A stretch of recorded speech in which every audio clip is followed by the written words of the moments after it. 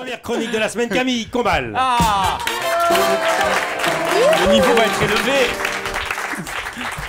Bravo Camille Combal. Merci, Alors, merci. Camille, je pense ne pas trahir de secret en disant que vous avez toujours admiré, adulé, mademoiselle Lara. Bien sûr, bonjour Catherine. En effet, Michel me connaît bien, oui, je vous admire tout simplement. C'est vous qui avez inspiré mon tour de chant quand j'étais ado. Vous étiez la rockeuse de Diamant et moi, à mon niveau, j'étais le rocker de Royan. C'est déjà pas mal. C'est bien aussi. Rock and roll. Oh bah, dans la ville, tout le monde me connaissait. Hein. Et comme vous, je partais sur les routes, Catherine. J'ai même fait une tournée dans toute la Charente-Maritime à guichet fermé. Vous avez eu beaucoup de succès, Camille, alors. Non, pas vraiment. Il y avait tellement pas de réseaux, ils n'ont jamais eu besoin d'ouvrir les guichets, en fait. Ils étaient fermés de l'intérieur. Enfin, c'est sûr qu'on n'a pas la même carrière. Catherine, vous avez vendu des millions d'albums. Vous avez eu moult disques d'or, bien sûr. Vous êtes une surdouée de la musique. J'ai lu qu'à 20 ans, tout de suite après le conservatoire, vous avez tout de suite créé votre premier orchestre. Oui, c'est rapide quand même. Je suis allé voir moi un orchestre à l'opéra pour la première fois la semaine dernière. Je n'étais jamais allé. Je connaissais pas, c'est super. Hein. À la fin, je suis quand même allé voir le chef d'orchestre parce qu'il y a un truc qui m'a pas plu. Je lui ai dit, écoute, bravo, franchement, bravo, chef d'orchestre, mais fais quand même attention de bien surveiller tes musiciens parce que je suis pas venu pour cafeter, mais le gars à la grosse caisse, il joue que quand tu le regardes. Et ça, je trouvais ça bizarre. C'est fou. Faut les surveiller, les gars. Comment il a réagi? Oui, il est parti. Allez, on va pas calculer.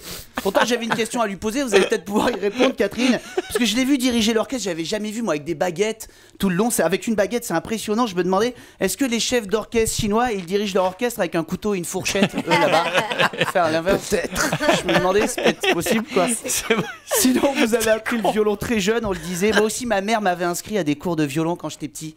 Mais en fait, j'étais très mauvais, quoi, pas du tout comme vous. En plus, mon père détestait la musique, hein. Mais enfin, c'est quand même grâce à lui que j'ai enfin appris la différence entre un alto et un violon. Et oui. Et oui, l'alto brûle plus longtemps. Je sais pas si vous saviez ça, mais ouais. Mais un jour, vous avez eu envie de faire du rock avec votre violon. C'est fou comme idée, ça, quand même. Mais là encore, vous avez réussi. Alors que c'est pas évident comme idée. Hein. C'est comme faire du rap avec des maracas, ou une berceuse avec un djembé. C'est pas fait pour à la base. Hein. Vous avez également dit dans une interview que vous ne vous qualifiez pas, ça c'est plus perso, d'homosexuel, mais de homo-sensuel. J'adore cette formule. Absolument. C'est une très très belle formule que vous avez inventée. Moi je trouve ça chouette, du coup j'ai fait comme vous. Moi par exemple, je suis célibataire de longue durée, rapport au physique. Ben, j'aime pas qu'on dise que je suis célib. Je préfère qu'on dise de moi que je suis hétéro-manuel. C'est une autre notion, si vous préférez. Je trouve ça plus mignon, quoi, pour définir ma sexualité. Ah, c'est ça qu'on est alors. Ben voilà, hétéro-manuel. Alors, Lara, vous avez aussi animé l'Eurovision récemment. Ah, ça, c'est un piège, hein, j'imagine. Oh oui. Oh, c'est un peu un piège. Parce que quand on t'appelle, ça doit faire plaisir, quoi. Oui, allô, Catherine, on vous a choisi pour animer une cérémonie. Ah, génial. C'est quoi, c'est les Oscars à Los Angeles? Non, pas tout à fait. Bon, ok, c'est les Energy Music Awards à Cannes? Non, pas tout à fait. On pensait plus à l'Eurovision à Düsseldorf. Le petit Nice de la Roure.